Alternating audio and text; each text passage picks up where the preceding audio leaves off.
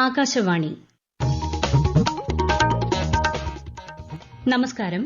പ്രാദേശിക വാർത്തകൾ വായിക്കുന്നത് സോഫിയ ഡാനിയൽ.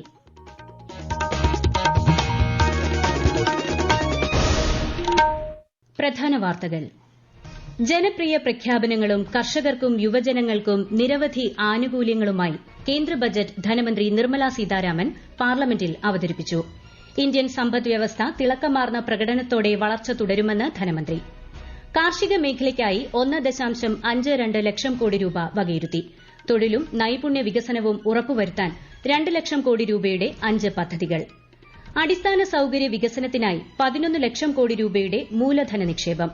ഉന്നത വിദ്യാഭ്യാസത്തിനായി 10 ലക്ഷം രൂപ വരെ വായ്പാ സഹായം നൽകും. വ്യക്തിഗത ആദായ നികുതിയിലും കൂടുതൽ ഇളവുകൾ.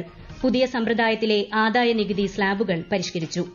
സമൂഹത്തിലെ എല്ലാ വിഭാഗങ്ങളെയും ശാക്തീകരിക്കുന്ന ബജറ്റാണിതെന്ന് പ്രധാനമന്ത്രി നരേന്ദ്രമോദി. സംസ്ഥാനങ്ങൾക്കിടയിൽ വിവേചനപരമായ സമീപനം ബജറ്റ് കൈക്കൊള്ളുന്നതായി മുഖ്യമന്ത്രി പിണറായി വിജയൻ. നീറ്റ് യുജി പരീക്ഷ റദ്ദാക്കില്ലെന്ന് സുപ്രീംകോടതി. വാർത്തകൾ വിശദമായി.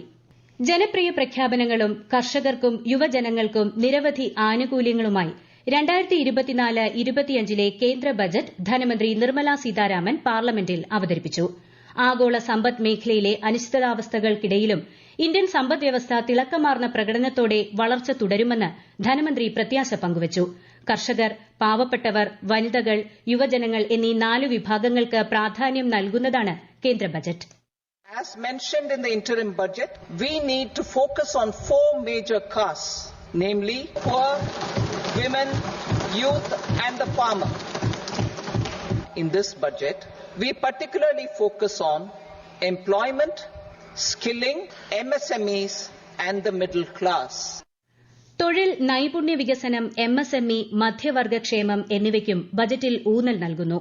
മൂന്നാം നരേന്ദ്രമോദി സർക്കാരിന്റെ ആദ്യ സമ്പൂർണ്ണ ബജറ്റാണ് ധനമന്ത്രി ഇന്ന് പാർലമെന്റിൽ അവതരിപ്പിച്ചത്. കർഷകക്ഷേമം നിലനിർത്തുന്നതിനായി നിരവധി പദ്ധതികളാണ് ബജറ്റ് മുന്നോട്ടുവയ്ക്കുന്നത്. കൃഷി, കാർഷിക അനുബന്ധ മേഖലകൾക്കായി 1.52 ലക്ഷം കോടി രൂപയാണ് ബജറ്റിൽ വകയിരുത്തിയത്. വിശദാംശങ്ങളിലേക്ക്.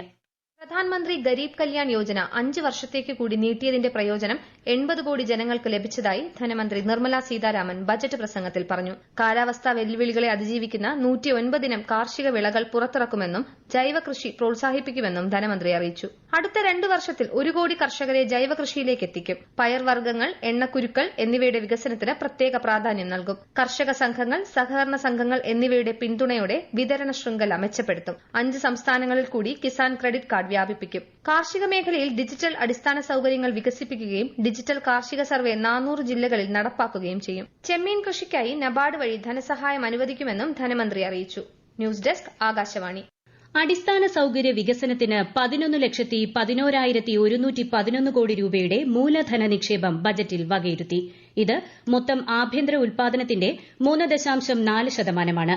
പ്രധാൻമന്ത്രി ആവാസ് യോജനയിലൂടെ ഗ്രാമീണ നഗര മേഖലകളിൽ 3 കോടി ഭവനങ്ങൾ കൂടി നിർമ്മിച്ചു നൽകുമെന്നും ധനമന്ത്രി അറിയിച്ചു. പ്രധാൻമന്ത്രി ഗ്രാം സഡക് യോജന 4ാം ഘട്ടം ആരംഭിക്കും.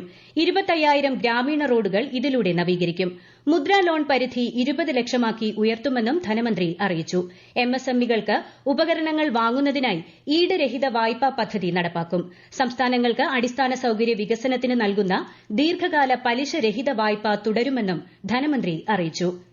രാജ്യത്തെ യുവജനങ്ങളുടെ തൊഴിൽ സുരക്ഷയ്ക്കും നൈപുണ്യ വികസനത്തിനും അതീവ പ്രാധാന്യമാണ് കേന്ദ്ര ബജറ്റിൽ നൽകിയിരിക്കുന്നത്.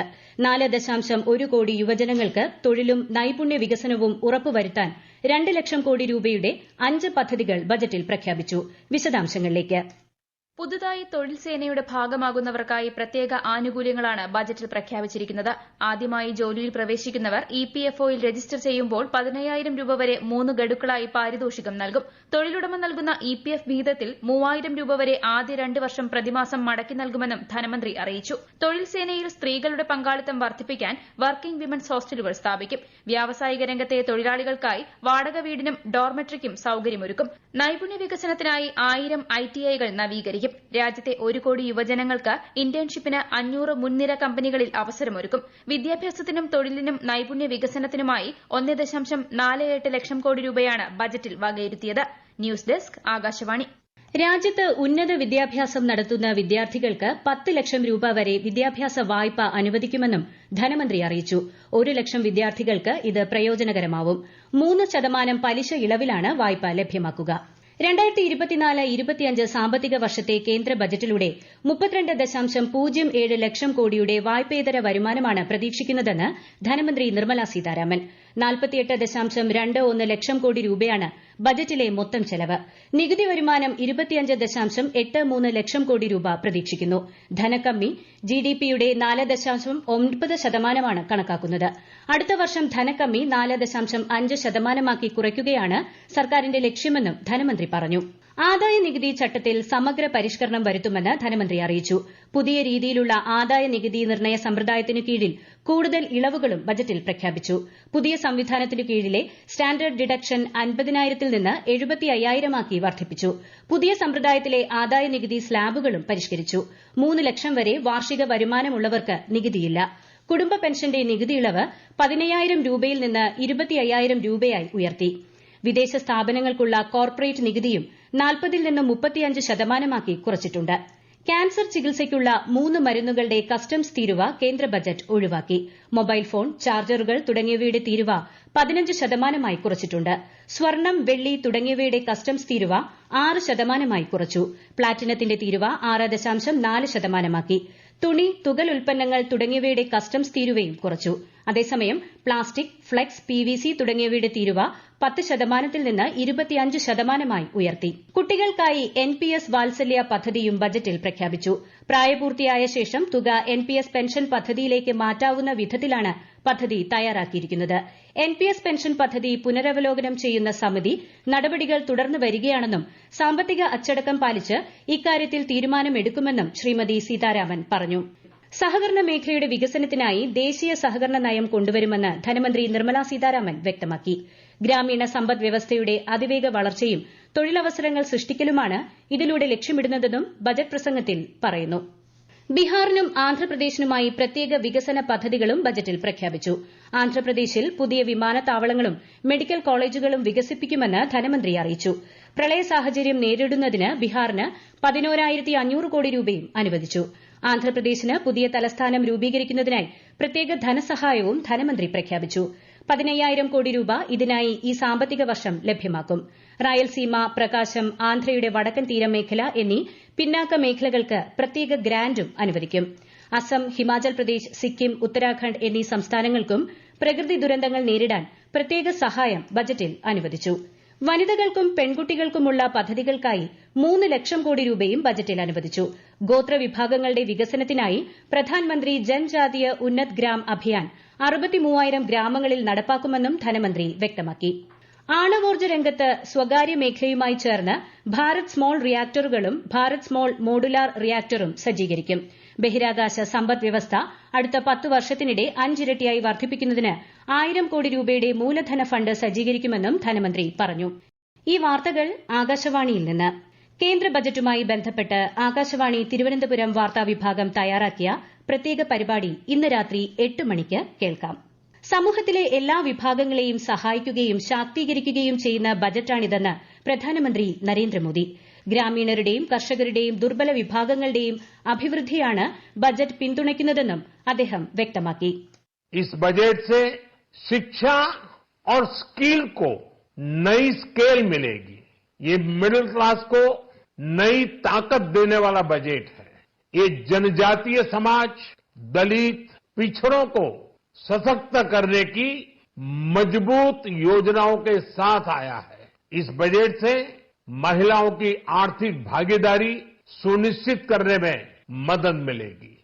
കേന്ദ്ര ബജറ്റിൽ പ്രതിരോധ മേഖലയ്ക്ക് 6.21 ലക്ഷം കോടി രൂപ അനുവദിച്ച ധനമന്ത്രി നിർമ്മല സീതാരാമനെ അഭിനന്ദിച്ച് രാജ്യരക്ഷാ മന്ത്രി രാജ്നാഥ് സിംഗ്. മൊത്തം ബജറ്റിന്റെ 12.9% പ്രതിരോധ മന്ത്രാലയത്തിന് അനുവദിച്ചിരിക്കുന്നത്. സായുധ സേനയ്ക്ക് അനുവദിച്ച 1,72,000 രൂപ സേനയുടെ ക്ഷമത കൂടുതൽ ശക്തിപ്പെടുത്തുമെന്ന് ശ്രീ രാജ്നാഥ് സിംഗ് സമൂഹമാധ്യമത്തിൽ കുറിച്ചു. കേന്ദ്ര ബജറ്റിൽ റെയിൽവേയുടെ വികസനത്തിനായി പ്രത്യേക ശ്രദ്ധ നൽകിയിട്ടുണ്ടെന്ന് റെയിൽവേ മന്ത്രി അശ്വിനി വൈഷ്ണവ്. 2.62 ലക്ഷം കോടി രൂപയാണ് ബജറ്റിൽ റെയിൽവേയ്ക്കായി വകയിരുത്തിയിട്ടുള്ളത്.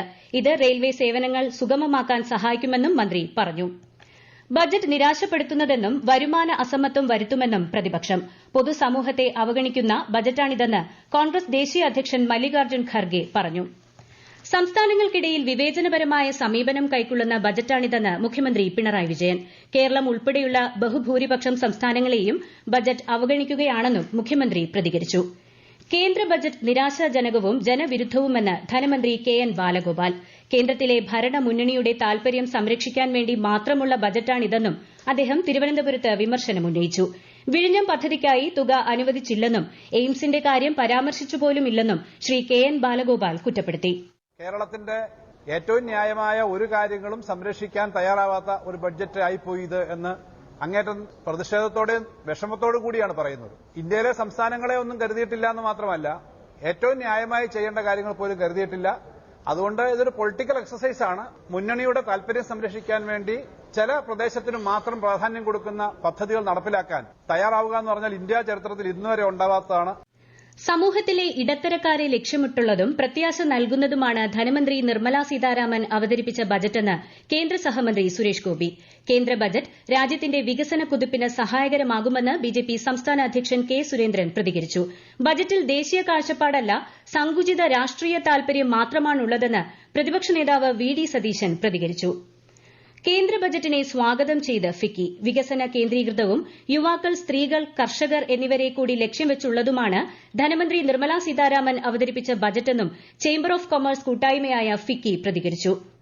ബജറ്റ് അവതരണത്തിന് പിന്നാലെ രാജ്യത്തെ ഓഹരി വിപണികളിൽ നഷ്ടം. സ്വർണ്ണവിലയിലും ഇടിവുണ്ടായി. ബോംബെ ഓഹരി സൂചിക സെൻസെക്സ് 73 പോയിന്റ് നഷ്ടത്തിൽ 80,429ലും ദേശീയ ഓഹരി സൂചിക നിഫ്റ്റി 30 പോയിന്റ് നഷ്ടത്തിൽ 24,479ലും വ്യാപാരം അവസാനിപ്പിച്ചു. പവന് 2,200 രൂപ കുറഞ്ഞ് 51,960 രൂപയും ഗ്രാമിന് 275 രൂപ കുറഞ്ഞ് 6,495 രൂപയുമാണ് സ്വർണ്ണവില. നീറ്റ് യുജി പരീക്ഷ റദ്ദാക്കണമെന്ന ഹർജികൾ സുപ്രീംകോടതി തള്ളി. വ്യാപക ക്രമക്കേട് നടന്നതായി കണ്ടെത്താൻ കഴിഞ്ഞില്ലെന്ന് കാണിച്ചാണ് ചീഫ് ജസ്റ്റിസ് ഡിവൈ ചന്ദ്രചൂഡ് അധ്യക്ഷനായ ബെഞ്ച് ഹർജികൾ തള്ളിയത്. ഹസാരിബാഗിലും പട്നയിലും ക്രമക്കേട് നടന്നെങ്കിലും വ്യാപകമായ ക്രമക്കേട് കണ്ടെത്താനായിട്ടില്ലെന്ന് കോടതി വ്യക്തമാക്കി. പരീക്ഷ റദ്ദാക്കിയാൽ അത് 23 ലക്ഷം വിദ്യാർത്ഥികളെ ബാധിക്കുമെന്നും സുപ്രീംകോടതി നിരീക്ഷിച്ചു. സംസ്ഥാനത്ത് നിപ ജാഗ്രത തുടരുന്നു. ഇന്ന് പുറത്തുവന്ന 12 സാമ്പിളുകളുടെ പരിശോധനാ ഫലം നെഗറ്റീവെന്ന് ആരോഗ്യമന്ത്രി വീണ ജോർജ് അറിയിച്ചു. നിപയുമായി ബന്ധപ്പെട്ട് വ്യാജ വാർത്ത പ്രചരിപ്പിച്ചതിൽ 2 കേസ് രജിസ്റ്റർ ചെയ്തതായും മന്ത്രി വാർത്താസമ്മേളനത്തിൽ പറഞ്ഞു. കർണാടകയിലെ ഷിരൂരിൽ മണ്ണിടിച്ചിലിൽ കാണാതായ കോഴിക്കോട് സ്വദേശി അർജുനായി 8ാം ദിവസത്തെ തിരച്ചിലും വിഫലം. കാലാവസ്ഥ മോശമായതിനെ തുടർന്ന് തിരച്ചിലിനുള്ള ബോറിംഗ് യന്ത്രം എത്തിക്കുന്നത് വൈകുന്നതായി കാർവാർ എംഎൽഎ സതീഷ് കൃഷ്ണസേൽ അറിയിച്ചു. നാളെ രാവിലെയോടെ യന്ത്രം എത്തിച്ച് നദിക്കരയിൽ തിരച്ചിൽ പുനരാരംഭിക്കും. വടക്കൻ കേരളത്തിൽ ശക്തമായ മഴയ്ക്ക് സാധ്യതയെന്ന് കേന്ദ്ര കാലാവസ്ഥാ വകുപ്പ്. കണ്ണൂർ, കാസർഗോഡ് ജില്ലകളിൽ മറ്റന്നാൾ ഓറഞ്ച് ജാഗ്രത നൽകി. ഇന്നും നാളെയും ഇരു ജില്ലകളിലും മഞ്ഞ ജാഗ്രതയാണ്. ശ്രീലങ്കയിൽ നടക്കുന്ന ഏഷ്യാകപ്പ് വനിതാ ക്രിക്കറ്റിൽ ഉച്ചയ്ക്ക് നടന്ന മത്സരത്തിൽ യുഎഇക്കെതിരെ പാകിസ്ഥാന് 10 വിക്കറ്റ് ജയം. രണ്ടാം മത്സരത്തിൽ ഇന്ത്യ അല്പസമയത്തിനകം നേപ്പാളുമായി ഏറ്റുമുട്ടും. ഈ വർഷത്തെ സംസ്ഥാനതല ഓണാഘോഷ പരിപാടികൾക്ക് സെപ്റ്റംബർ 13-ന് തിരുവനന്തപുരത്ത് തുടക്കമാകും. മുഖ്യമന്ത്രി പിണറായി വിജയന്റെ അധ്യക്ഷതയിൽ ചേർന്ന യോഗത്തിലാണ് തീരുമാനം. ഒരാഴ്ച നീണ്ടു നിൽക്കുന്ന പരിപാടി 19-ന് ഘോഷയാത്രയോടെ സമാപിക്കും. പ്രധാന വാർത്തകൾ വീണ്ടും. ജനപ്രിയ പ്രഖ്യാപനങ്ങളും കർഷകർക്കും യുവജനങ്ങൾക്കും നിരവധി ആനുകൂല്യങ്ങളുമായി കേന്ദ്ര ബജറ്റ് ധനമന്ത്രി നിർമ്മലാ സീതാരാമൻ പാർലമെന്റിൽ അവതരിപ്പിച്ചു. ഇന്ത്യൻ സമ്പദ്വ്യവസ്ഥ തിളക്കമാർന്ന പ്രകടനത്തോടെ വളർച്ച തുടരുമെന്ന് ധനമന്ത്രി. കാർഷിക മേഖലയ്ക്കായി 1.52 ലക്ഷം കോടി രൂപ വകയിരുത്തി. തൊഴിലും നൈപുണ്യ വികസനവും ഉറപ്പുവരുത്താൻ 2 ലക്ഷം കോടി രൂപയുടെ 5 പദ്ധതികൾ. അടിസ്ഥാന സൌകര്യ വികസനത്തിനായി 11 ലക്ഷം കോടി രൂപയുടെ മൂലധന നിക്ഷേപം. ഉന്നത വിദ്യാഭ്യാസത്തിനായി 10 ലക്ഷം രൂപ വരെ വായ്പാ സഹായം നൽകും. വ്യക്തിഗത ആദായ നികുതിയിലും കൂടുതൽ ഇളവുകൾ. പുതിയ സമ്പ്രദായത്തിലെ ആദായ നികുതി സ്ലാബുകൾ പരിഷ്കരിച്ചു. സമൂഹത്തിലെ എല്ലാ വിഭാഗങ്ങളെയും ശാക്തീകരിക്കുന്ന ബജറ്റാണിതെന്ന് പ്രധാനമന്ത്രി നരേന്ദ്രമോദി. സംസ്ഥാനങ്ങൾക്കിടയിൽ വിവേചനപരമായ സമീപനം ബജറ്റ് കൈക്കൊള്ളുന്നതായി മുഖ്യമന്ത്രി പിണറായി വിജയൻ. നീറ്റ് യുജി പരീക്ഷ റദ്ദാക്കില്ലെന്ന് സുപ്രീംകോടതി. പ്രാദേശിക വാർത്തകൾ കഴിഞ്ഞു. അടുത്ത വാർത്താ പ്രക്ഷേപണം രാത്രി 7:25-ന്.